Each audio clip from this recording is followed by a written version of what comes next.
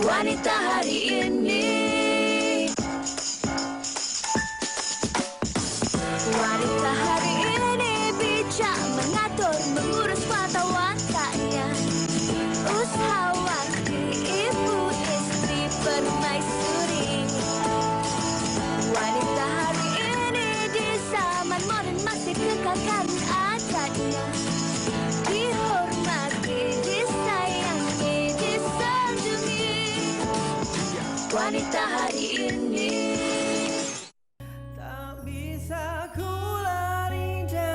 Setiap pasangan yang melayari bahtera rumah tangga pasti mengharapkan ikatan yang dibina berkekalan hingga akhir hayat.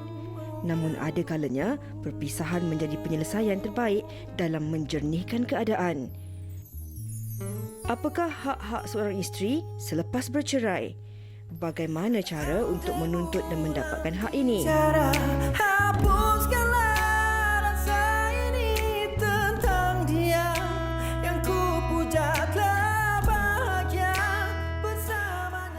Assalamualaikum warahmatullahi wabarakatuh. Salam sejahtera, selamat tengah hari. Seperti mana biasa, jam 12 tengah hari di TV3, kami Wanita Hari Ini terus menghiasi ruang kaca TV anda bersama saya, Farin Ahmad dan juga Hawa Rizwana Rizwan.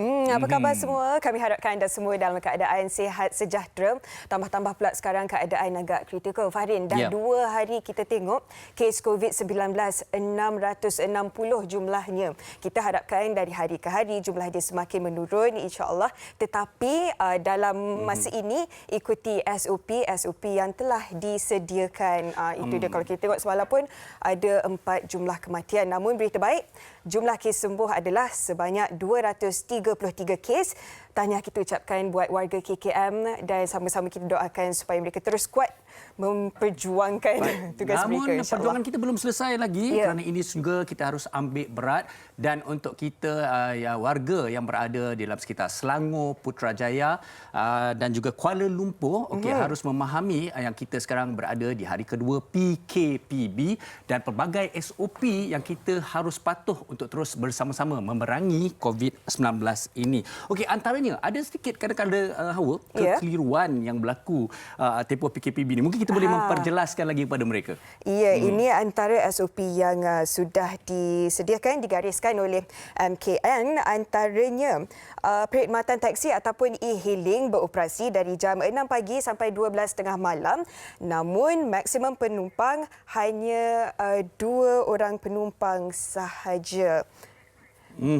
Okey, baik. Antara aktiviti dalam kawasan PKPB, aktiviti perniagaan ekonomi berjalan seperti biasa, namun ada hadnya. Di mana anda kata kalau di Medan Selera ataupun anda ini makan di luar dan sebagainya, hanya 2 orang satu meja dan mereka boleh beroperasi dari 6 pagi hingga 10 malam sahaja. Pasar harian, pasar borong dan juga pasar borong akan beroperasi dari seawal pagi sehingga jam 2 petang dan pasar tani 6 pagi hingga 12.30 hari sahaja dengan pematuhan SOP. Begitu juga dengan pasar malam, 4 petang hingga 10 malam, pematuhan SOP juga terus dijalankan.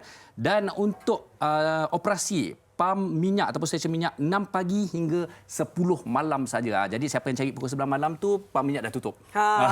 Okey. Dan seterusnya, waktu operasi klinik dan hospital kerajaan dan swasta dibenarkan secara 24 jam. Farmasi dan kedai menjual ubat-ubatan beroperasi mulai 8 pagi sampai 11 malam sahaja. Dan pastikan kawalan keluar masuk pelanggan ke premis dengan penjarakan fizikal 1 meter. Dan seandainya bagi anda yang bekerja dan harus bekerja, seandainya harus merentas daerah, hanya dibenarkan seandainya anda mendapat surat pelepasan daripada majikan dan dapat membuktikan yang anda bekerja dan harus merentas sempadan.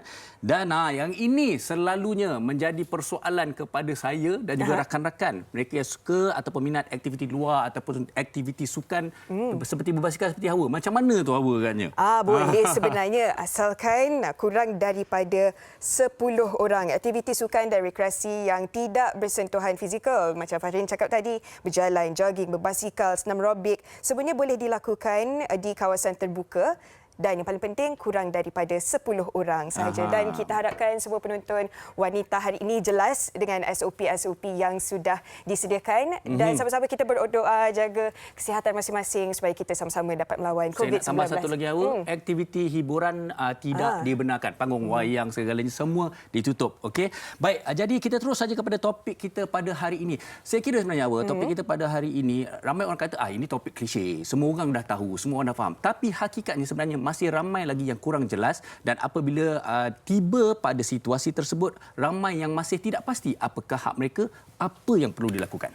Tidak ada sesiapa pun mahu ada dalam situasi itu. Setiap pasangan yang berumah tangga pastinya mahukan perkahwinan yang cukup membahagiakan. Suka-suka sahaja. Namun sebagai manusia, kita tak dapat lari daripada masalah ataupun konflik dan berlakunya penceraian. Dan jika berlakunya penceraian, apa langkah seterusnya yang perlu dilakukan oleh isteri?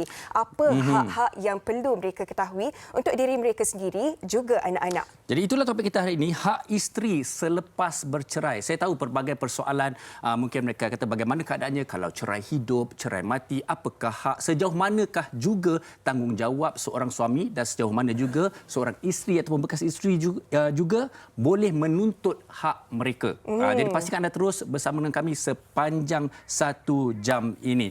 Baik, tapi sebelum itu, Hawa, sebelum kita berehat, seperti mana biasa, kita akan dihiburkan oleh tetamu jemputan kita. Tapi hari ini, memandangkan PKPB, mereka tak berada di sini. Mereka pun mengikut perintah kawalan pergerakan bersyarat dan mereka akan menghiburkan kita dari rumah. Kita ada Madam Ban. Bersama dengan mereka.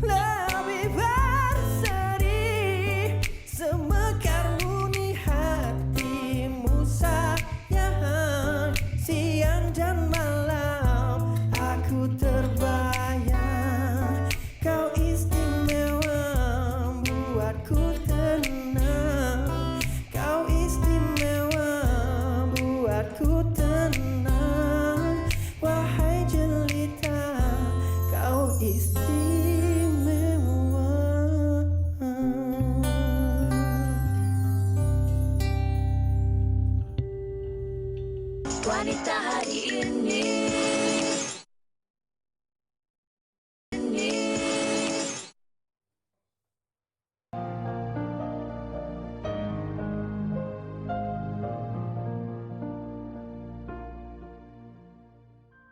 Setiap pasangan yang melayari bahtera rumah tangga pasti mengharapkan ikatan yang dibina berkekalan hingga akhir hayat. Namun ada kalanya perpisahan menjadi penyelesaian terbaik dalam menjernihkan keadaan.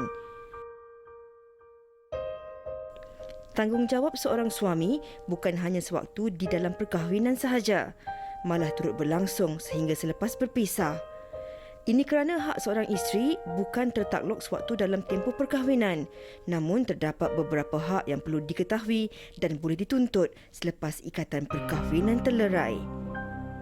Apakah hak-hak seorang isteri selepas bercerai? Bagaimana cara untuk menuntut dan mendapatkan hak ini? Apakah pula tindakan yang boleh dilakukan jika pihak suami tidak mahu memberikan hak yang dituntut?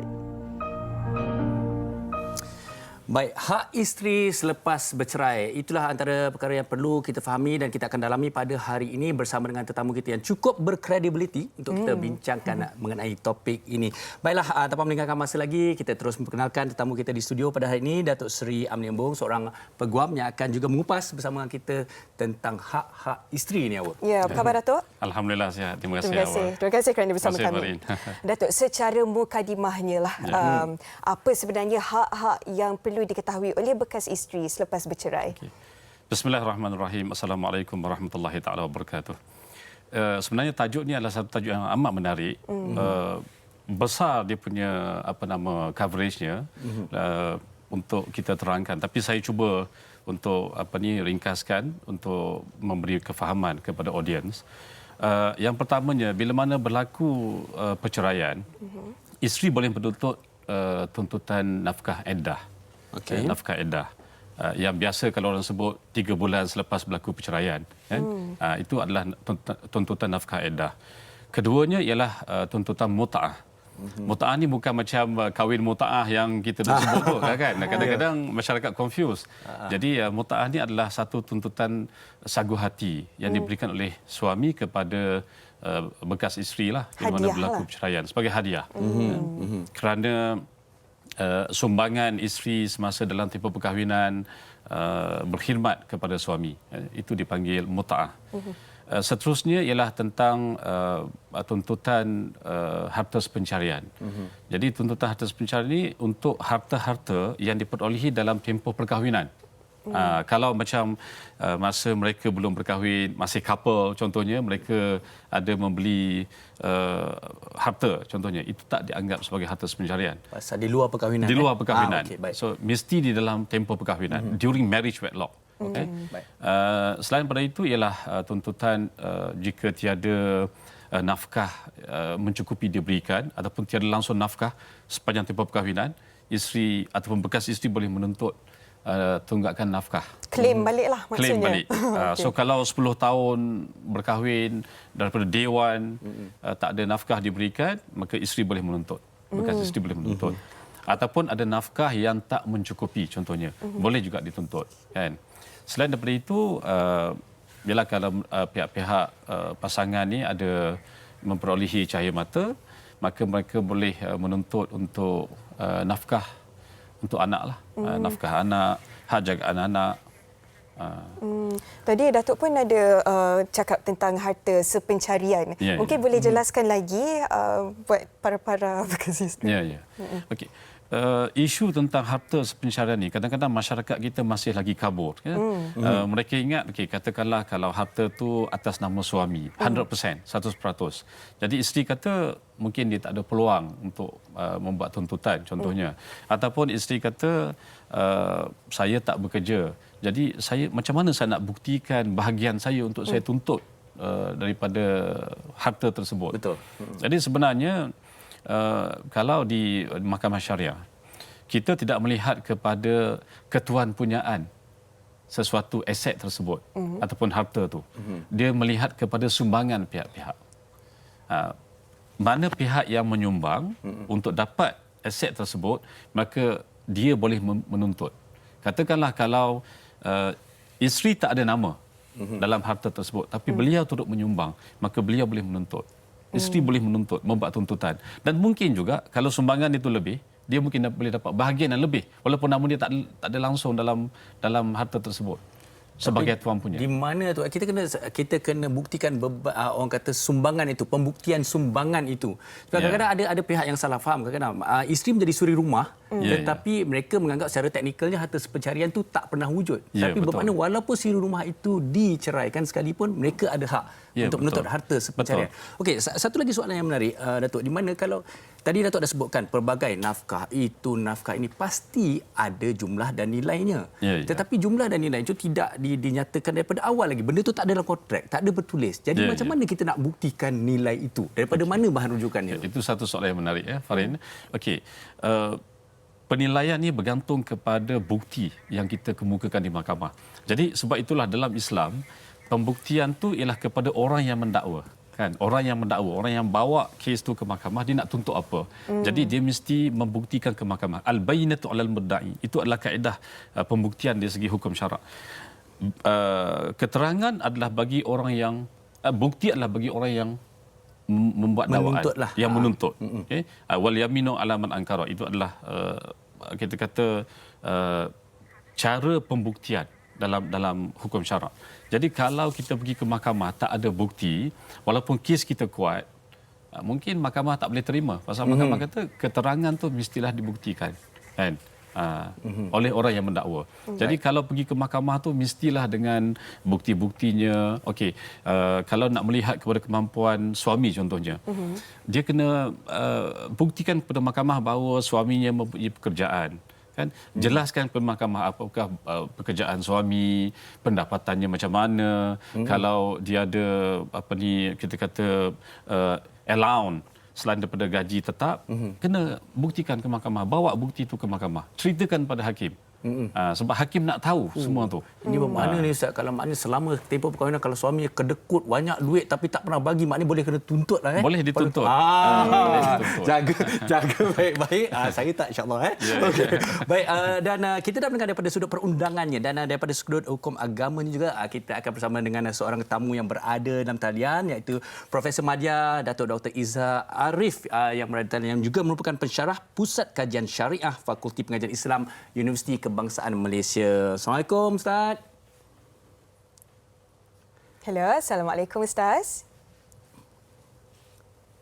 Baik, kita cuba membuat panggilan video kepada Ustaz untuk mendapatkan pandangan beliau dari sudut hukum agama. Okey, baik. Mungkin Hawa kita boleh terus bersama dengan Datuk Seri Amdi terlebih dahulu sebelum kita bersama dengan Datuk Dr. Iza. Baik, Datuk, mungkin kalau bekas suami yang bertanggungjawab, proses dia lebih mudah. Bagaimana pula kalau sudah bercerai, mempunyai anak-anak, tetapi suami tidak ikut arahan mahkamah? Macam mana? Di mana sepatutnya bekas isteri mengadu ataupun membuat rujukan?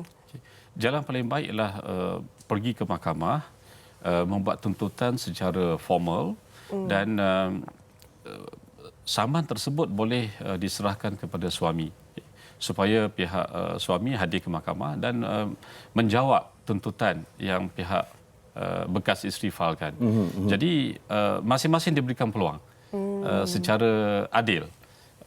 Isteri, kalau bekas isteri menuntut, membuat satu tuntutan, maka pihak bekas suami boleh menjawab dan membuktikan tentang kemampuan dan ataupun apa-apa tawaran yang boleh diberikan kepada bekas isteri. Okey. Baik. Dan, ya. Okey. Baik, dan kini telah pun bersedia di talian Datuk Dr. Iza Arif untuk bersama dengan kita, dan kita akan ada tanyakan beberapa soalan dari sudut hukum agamanya. Assalamualaikum Ustaz. Waalaikumsalam. Farid. Alhamdulillah. Kami menunggu daripada tadi ni. Pelbagai soalan yang Hawa nak tanyakan ni. Okey, baik. Ustaz, kita dah mendengar perbincangan kita secara ringkas dari sudut perundangannya. Bagi berapa Ustaz tentang hak-hak seorang bekas isteri selepas bercerai daripada sudut hukum agamanya dan tanggungjawab suami itu? Okey, pertama sekali terima kasih kepada wanita hari ini, Fahrin, Hawa dan sahabat saya, Datuk Sri yang hadir di studio. Tuan-tuan dan puan, kalau kita balik kepada Islam, setiap daripada umat Islam itu mempunyai tanggungjawab yang perlu diambil tahu. Pertama, tanggungjawab seorang suami atau bekas suami untuk memberi mut'ah dan juga untuk memberi nafkah. Itu tanggungjawab penting sebenarnya. Ramai orang lelaki bila dia kahwin, ialah dia mungkin bagi makan, minum, pakaian, anak belajar dan sebagainya. Tapi bila dah bercerai, seakan-akan dia dah orang kata bara'atun min hadhihi zimmah. Dia seakan-akan dia terlepas daripada tanggungjawab sampai dia tak nak bayar nafkah, dia tak nak bagi mut'ah kepada isteri yang telah ditinggalkan. Jadi itu satu kesilapan bagi orang lelaki yang sepatutnya tahu hukum hakam itu. Itu yang pertama bagi orang lelaki. Bagi seorang isteri dan atau bekas isteri, saya merasakan bahawa mereka kena tahu apa yang perlu mereka dapat sama ada masa hidup pula dah. Masa dalam tempoh suami isteri dan setelah mereka ini berpisah. Dia kena tahu sama ada berpisah ketika hidup atau berpisah selepas mati. Sebab perkara ini ada setengah orang perempuan dia macam ambil tahu tak tahu bila berlaku perceraian menyebabkan mereka ini banyak terlepas pandang dalam isu-isu berkaitan dengan nafkah, berkaitan dengan mut'ah. Itu sebabnya saya ucap terima kasih kepada peguam-peguam syar'i yang banyak membantu ibu-ibu yang saya katakan ibu-ibu yang diceraikan oleh suami, ya, anak-anak yatim, mereka tolong bantu, ada anak-anak yang tertinggal dan sebagainya. Jadi itu sebabnya saya kata dua-dua memainkan peranan, mempunyai hak, mempunyai tanggungjawab dan mereka kena ada ilmu dalam semua aspek tersebut. Dan tapi kan Ustaz, kadang-kadang ada segelintir daripada bekas isteri sebenarnya tak sampai hati, rasa kesian, tak sampai hati nak tuntut hak daripada bekas suami. Ustaz senyum je. Apa komen Ustaz? Ini Hawa. Hawa kena faham. Orang perempuan ni terlalu baik. Itu sebabnya Allah jadikan Hawa isteri kepada Adam alaihissalam. Kerana perempuan mempunyai sifat kesian, rahmat kepada seorang suami. Tetapi kita kena faham, adakah orang lelaki itu mempunyai rahmat dan kasih sayang juga kepada perempuan setelah berlaku perceraian? Jadi oleh sebab itu, Allah Subhanahu Wa Taala telah meletakkan hak-hak yang sepatutnya dipahami dan dipegang oleh suami, isteri, bekas suami dan bekas isteri. Sebab ini adalah hak yang perlu ditunaikan. Kalau tidak, kita akan jawab di depan Allah Subhanahu Wa Taala. Itu yang saya khawatirkan. Jadi oleh sebab ini dalam bab-bab hak kita jangan ambil isu peribadi, isu naluri, isu kasih sayang, kesian dan sebagainya. Sangat bahaya. Sebab di mahkamah mereka akan hakim-hakim akan melihat kepada fakta, akan melihat kepada perkara-perkara yang boleh menyokong dakwaan-dakwaan itu. Jadi oleh yang demikian saya harap jangan masukkan isu hak ini dengan kasih sayang dan sebagainya. Sebab dia akan menyusahkan nanti kita bila berlakunya kematian, bila berlakunya perpisahan dan seumpama. Okey Ustaz, mungkin saya bertambah sikit. Situasi tadi seolah-olah sebenarnya seorang isteri itu menafikan hak dia sendiri. Tapi walaupun katalah isteri itu sendiri bersetuju, tak apalah bekas suami tak payahlah bagi saya sekian. Tetapi secara hukum agamanya berbincang ataupun tidak, isteri nak atau tak nak, suami itu harus melaksanakan juga hak itu. Betul? Betul. Perkara itu dibincangkan oleh keempat-empat mazhab dalam isu nafkah, isu mut'ah, yang mana perkara itu perlu dibincang antara bekas lelaki, bekas suami dan bekas isteri. Sebab Allah Taala pun nyebut dalam Al-Quran dalam surah Al-Baqarah, ba'da a'udzubillahi minasyaitanir rajim, walil mutallaqat mata'un bil ma'ruf haqqan 'alal muttaqin. Tengok Allah sebut ke atas wanita yang diceraikan itu ada tanggungjawab yang perlu ditunaikan oleh seorang lelaki yang Allah letakkan dalam golongan muttaqi, yang bertakwa. If you bertakwa, kalau awak ada takwa, awak takut pada Allah, awak tak akan biarkan isteri awak tak ada pakaian setelah bercerai. Setelah bercerai, kamu tak akan biarkan isteri kamu, anak-anak kamu tanpa pakaian. Bahkan para ulama kata wajib ditunaikan. Bahkan berbincang berapa kos yang sepatutnya diberi kepada bekas isteri sebagai tanda persediaan untuk berdikari selepas ketiadaan suami. Baik Ustaz, yang kita bincangkan ni isteri yang boleh ataupun ada hak untuk menuntut hak mereka. Tapi apa pula kriteria ataupun golongan yang tak berhak untuk tuntut hak-hak selepas cerai ni Ustaz? Ya, saya yakin bahawa Islam itu maha adil. Para ulama telah bincang dan bersepakat bahawa kecuali sebahagian daripada mazhab Hanafi, yang lain mazhab Maliki, Syafi'i dan Hambali bersepakat bahawa wanita atau isteri yang bercerai atau berlaku perceraian akibat daripada nusyuz, akibat daripada sikap yang tidak baik, yang bercanggah dengan syariat, mereka ini tidak layak untuk menerima mut'ah kerana perbuatan nusyuz itu telah menyebabkan dan menafikan hak mereka untuk mendapat hak-hak yang sepatutnya dapat. Jadi itu kena kita fahamlah. Begitu juga kalau wanita yang mengandung dan kematian suami. Jadi mereka ini tidak layak untuk mendapat nafkah dan mut'ah, tetapi mereka berhak untuk meminta ataupun memastikan hak pencarian mereka dapat, kemudian hak faraid itu mereka dapat. Jadi oleh sebab itu saya tekankan kepada para isteri kena tahu apakah hak mereka ketika hidup dan apakah hak mereka setelah bercerai hidup atau bercerai mati. Jadi jangan tersilap sebab ada setengah-setengah dia menganggap bahawa itu tak penting. Tak apa, tak kisah, kita akan kekal lama. Hujan tidak mendung tidak semestinya hujan, ya. Cerah tidak semestinya tidak hujan. Jadi kita buat preparation. Dalam Islam pun Nabi SAW minta kepada kita setiap malam kena selalu kita bersedia dengan wasiat. Jadi itu sebabnya adanya peguam kat situ untuk memberi nasihat kepada wanita di luar sana, para suami di luar sana agar ambil perhatian dalam bab-bab hak dan tanggungjawab ini. Betul Ustaz. Ustaz kata tadi mendung tak berarti hujan, tapi kita kena sediakan payung sebelum hujan. Ilmu itu cukup penting, Ustaz. Baik Ustaz. Sekali lagi kita ucapkan terima kasih kepada Profesor Madya Ustaz Dato' Dr. Iza Arif kerana bersama-sama dengan kita satu penjelasan yang cukup padat tapi cukup memberi pengisian kepada kita. Terima kasih sekali lagi Ustaz. Jaga kesihatan, Sama-sama. jaga diri. Assalamualaikum. InsyaAllah. Okey, baik Datuk, kalau kita lihat Datuk, sebenarnya tadi tu banyak perkara memang kita dah bincangkan. Ya, Tapi sekarang ni isu dia kepada para isteri ni selepas situasi itu berlaku, kepada siapa mereka harus pergi dan membuat tuntutan ini, menyatakan. Okey. Sebagai seorang peguam, pengalaman saya hampir 30 tahun beramal sebagai seorang peguam. Jadi saya percaya bahawa peguam adalah orang yang sepatutnya mereka berjumpa, dirujuk. Sebab kadang-kadang satu perkara yang kadang-kadang kita tak realize, kita tak sedar, yang mana saya rasa ini adalah satu isu yang amat penting.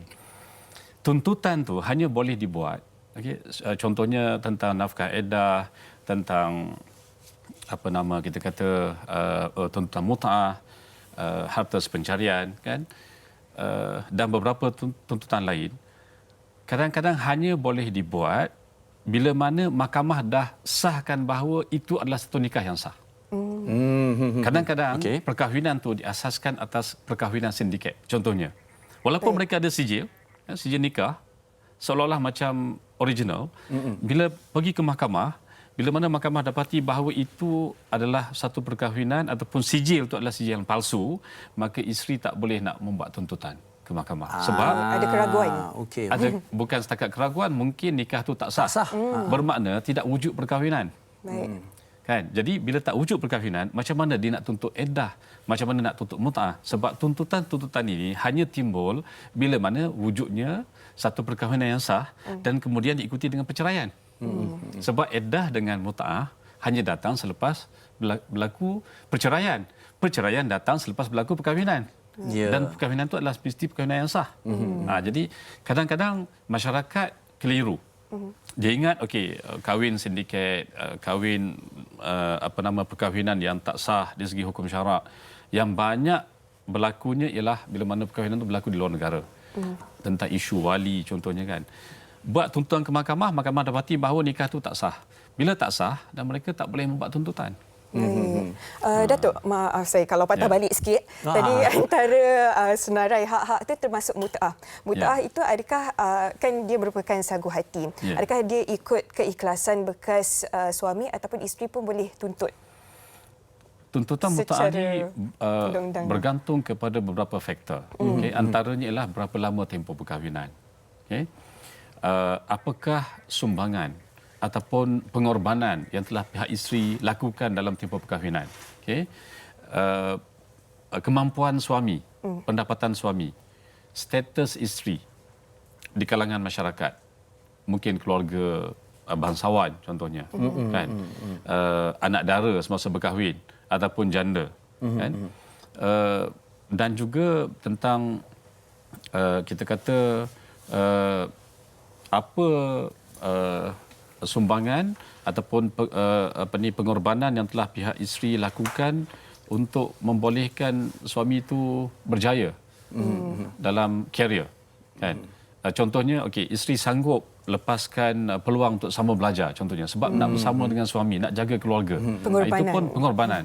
Itu pun boleh di mana setiap daripada perkara-perkara yang subjektif itu mempunyai nilai yang perlu dibuktikan. Okey, tapi ada satu lagi persoalan yang lebih besar selalu menjadi keresahan bagi para isteri, juga kadang-kadang para suami sebenarnya, ialah kita dapat lihat apa yang kita bincangkan ni sebenarnya peguam yang benar-benar boleh membantu kita, tetapi tentang kos guaman kadang-kadang itu yang menjadi kerisauan mereka. Mereka tahu mereka perlu minta bantuan, tapi kos guaman, tapi saya nak Datuk nyatakan kepada mereka inilah proses yang harus dilalui juga. Kos ni adalah satu perkara yang sangat subjektif, kan, sangat subjektif. Tapi kalau saya suka nasihatkan pada masyarakat, jangan melihat kepada kos. Kos guaman. Jangan melihat kos guaman sebagai satu keutamaan ataupun sebagai satu faktor untuk dia melantik peguam tersebut ataupun tidak. Masyarakat perlu melihat kepada pengalaman peguam tersebut. Baik. Kadang-kadang kita pilih fees yang rendah, yuran yang rendah. Tapi kadang-kadang mereka ni tidak berpengalaman. Banyak perkara yang berlaku sehingga menyebabkan kes tu dokumen terpaksa dibuat semula. Dia terpaksa melantik peguam yang lain. Jadi sama juga Akan menjadi banyak kali kerja. Banyak kerja dan juga banyak kos akan keluar. Kan? Jadi sebab itulah tengok kepada kelayakan dan juga pengalaman seseorang peguam itu. Dan paling ditakuti apabila kalau kadang-kadang hak-hak kita itu mungkin tidak dapat dituntut ataupun secara tidak adilnya berlaku. Dan tadi pun kita bincangkan mengenai harta bekas suami. Tapi bagaimana pula situasi dia kalau bekas isteri ni yang mempunyai pendapatan yang lebih berbanding bekas suami? Adakah bekas suami ada hak ke atas harta bekas isteri? Kalau di segi harta pencarian, dua-dua pihak berhak untuk menuntut satu sama lain. Harta pencarian. Tapi dari segi nafkah, tanggungjawab tetap kepada suami untuk memberi nafkah. Walaupun pendapatan isteri itu lebih tinggi daripada pendapatan suami. Sebab tanggungjawab untuk memberi nafkah ialah kepada suami ke atas isterinya. Melainkan kalau isteri itu kata, okey, saya reda, abang tak payah tanggung nafkah saya sebab kemampuan saya lebih. Contohnya, gaji saya lebih. Itu lain.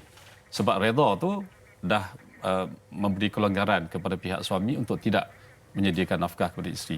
Tapi kalau isteri kata tetap kena bayar walaupun gaji dia lebih tinggi daripada gaji suami, maka menjadi kewajipan kepada suami. Okey, kalau kita lihat memanglah tak ada siapa yang mengharapkan perceraian dan sebagainya, tetapi inilah ilmu yang harus ada pada seorang isteri seandainya sesuatu itu berlaku. Jadi mungkin kata-kata akhir daripada Ustaz kepada para suami isteri di luar sana tentang hak-hak isteri ini yang perlu mereka ketahui daripada awal lagi. Saya lebih suka terangkan pada masyarakat, terutama kepada si suami. Kalau kita lihat kepada satu pepatah Inggeris, charity begins at home. Sebenarnya itu adalah daripada agama kita. Sebab bila mana kita memberikan nafkah kepada ahli keluarga kita sendiri, maka rezeki kita Tuhan akan tambahkan. Itu adalah satu realiti yang tak boleh dinafikan. Sebab itulah pepatah itu pun diguna pakai oleh orang bukan Islam. Charity begins at home. Bila mana kita memberikan nafkah, kita jaga keluarga kita, memberikan nafkah yang sempurna, menyediakan keperluan mengikut kemampuan kita seadanya, insya-Allah Tuhan akan bantu.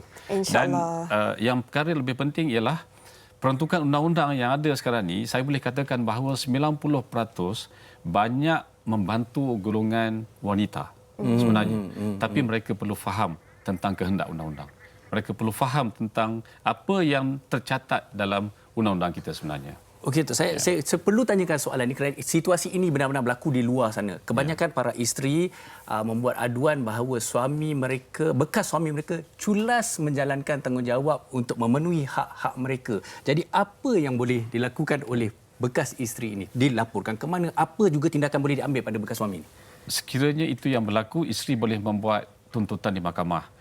Kalau suami masih tak akur kepada perintah mahkamah, satu tindakan undang-undang boleh dikenakan kepada pihak suami. Sama ada itu, laksanakan, mungkin. laksanakan execution, pelaksanaan perintah, Baik. ataupun buat perintah menghina, permohonan perintah untuk menghina perintah mahkamah. Satu permohonan boleh difailkan di mahkamah. Baik, penerangan yang cukup jelas daripada Datuk Seri pada hari ini. Terima kasih banyak-banyak atas Sama-sama. perkongsian dan masa bersama wanita hari ini. Dan harapnya segala yang dibincangkan memberi manfaat buat kita semua. Bak kata Fahdin tadi, sediakan payung sebelum hujan. Baik, sekali lagi ucapkan terima kasih kepada Datuk Seri Amli Embong bersama dengan kita Sama-sama. pada hari ini. Baik, sebelum kita berehat sekali lagi, kita akan bersama dengan Madam Ben. Anda jangan ke mana-mana, kembali selepas ini. Wanita hari ini. Hai, kami Madam. Kepada penonton wanita hari ini, terimalah luka.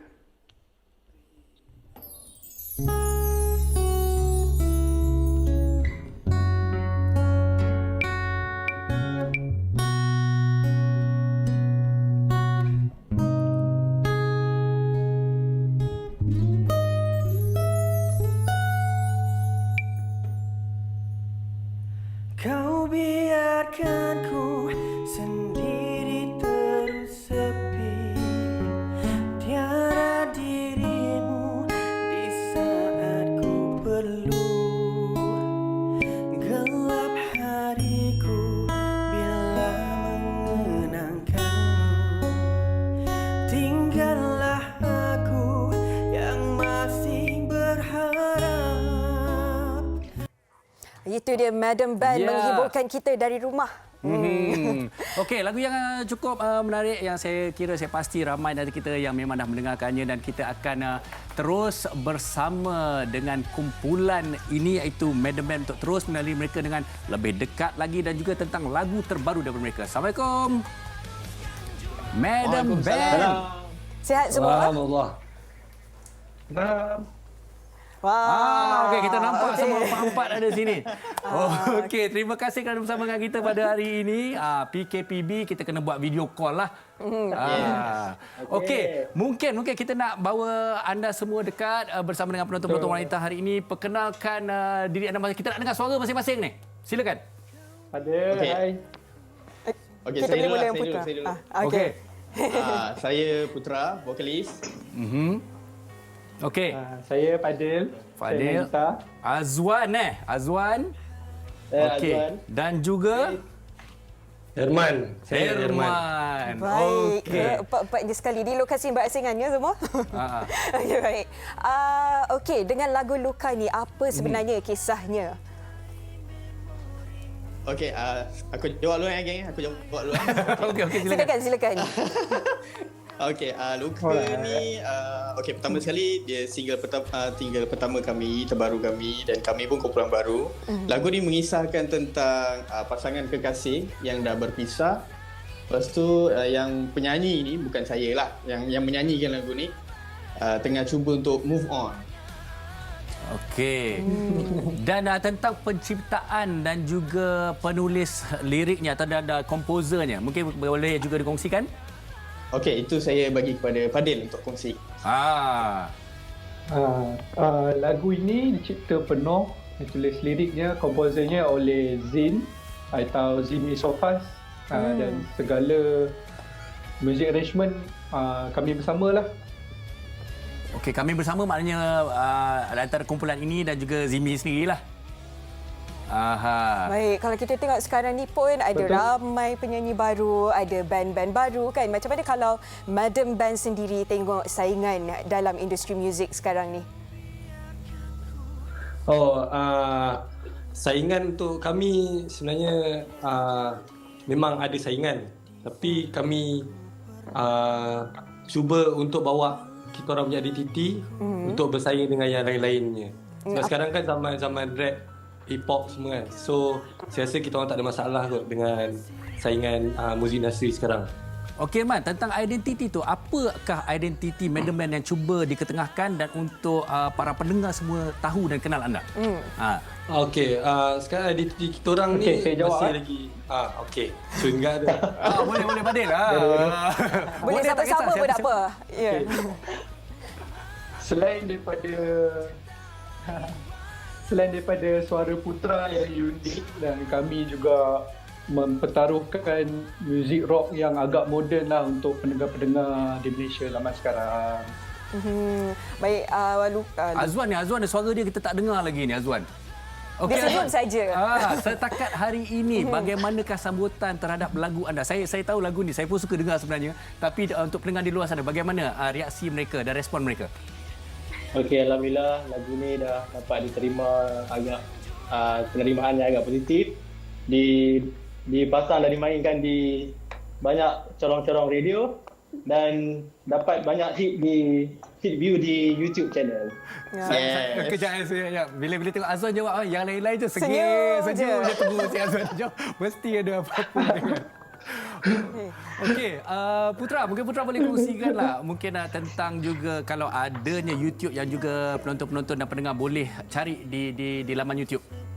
Okey, buat masa sekarang ni kami dah ada music video je lah.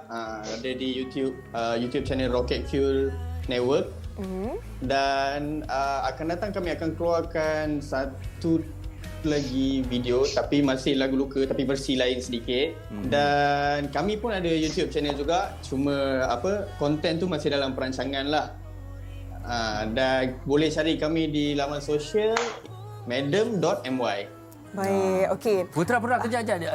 Korang semua kalau belum ada model lagi, Hawa ada untuk kita. Saya setuju. Jangan. Saya setuju. Macam mana Hawa nak ambil Pandai-pandai je. Luka part tu. Okey. Kalau Madam Band pun dah memulakan langkah dengan lagu Luka kan. Dan adakah selepas ini tadi Putra pun dah cakap ada konten-konten lain yang nak dibawa. Apa sebenarnya tu? Mungkin boleh tease sikit, kasih hint sikit dekat penonton WHI. Mungkin dah ada projek akan datang yang dah telah tersedia agaknya. Okey, macam sekarang ni kami pun masih dalam fasa promosi Luka ni. So untuk projek single kedua tu memang ada tapi masih lagi perancangan awal lah. Cuma projek yang ada sekarang ni mungkin kami akan buat cover tapi dalam muzik dalam bunyi kami sendirilah. Okey, mungkin dalam katalah selalu secara klisenya lah. Okey, kumpulan ini dah mungkin mula terkenal dengan lagunya Luka dan anda sebagai sebuah kumpulan seandainya mungkin agak sensitif sikit untuk kumpulan lah. Tapi kalau ada antara anda yang cuba-cuba nak bergerak solo ke bagaimana mungkin agaknya bagaimana situasi mungkin ke wujud ke? Siapa nak jawab tu? Padil jawab. Padil dia pakar dengan hal ni.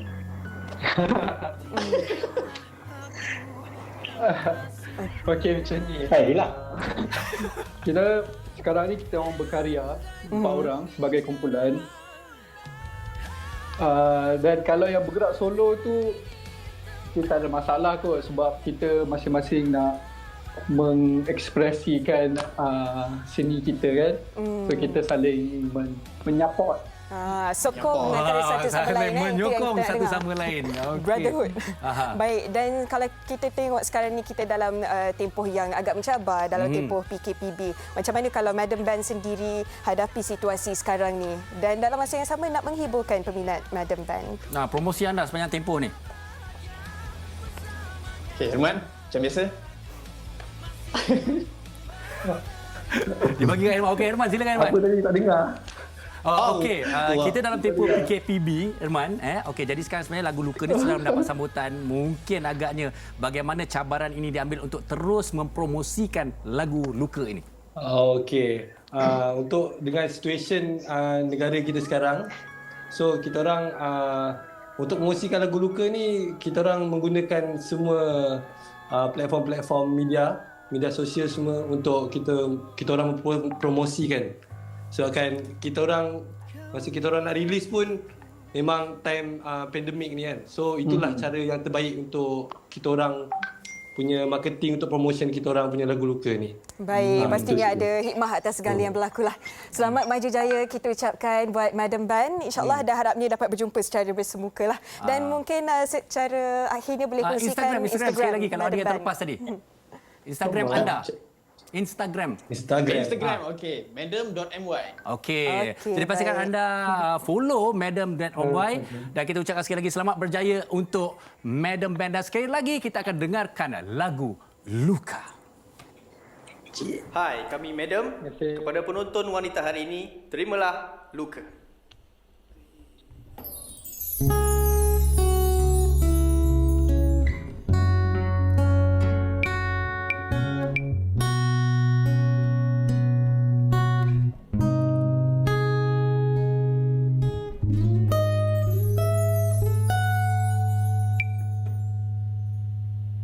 Kau biarkan ku sendiri terus sepi, tiada dirimu di saat ku perlu. Gelap hariku bila mengenangkanmu, tinggallah aku yang masih berharap. Tak bisa ku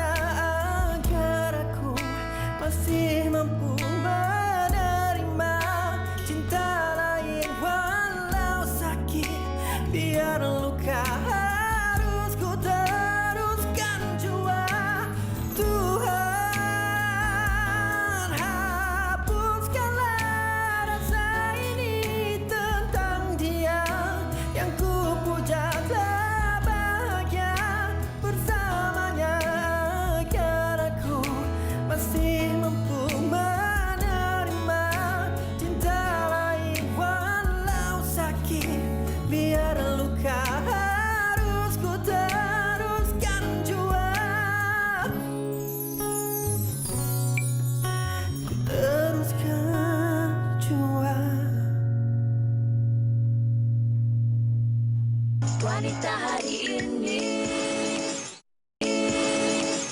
Baik, kita kembali lagi dalam Wanita hari ini. Sebelum kami menamatkan siaran kita pada hari ini, ada sesuatu yang cukup menarik yang kami ingin kongsikan bersama dengan anda. Dalam kehidupan kita mesti cuba sesuatu yang baru. Sebab mencuba sesuatu yang baru pastinya boleh membina keyakinan diri. Maggie dengan kerjasama Google telah melancarkan program Mentor Wanita Cukup Berani yang pertamanya merangkumi bengkel online percuma yang akan bermula pada 20 sehingga 22 Oktober. Khususnya untuk wanita seluruh Malaysia supaya mereka dapat meningkatkan kemahiran mereka. Dan seterusnya, 3 peserta bengkel terpilih akan berpeluang untuk menerima bimbingan peribadi daripada 3 usahawan yang berjaya. Sila layari www.maggie.com.my/takkenaltakcinta untuk pendaftaran bengkel online serta maklumat lanjut mengenai program Mentor Wanita Cukup Berani. Dan di Wanita hari ini saya tengok wanita memang cukup berani. Termasuk awak. Alhamdulillah.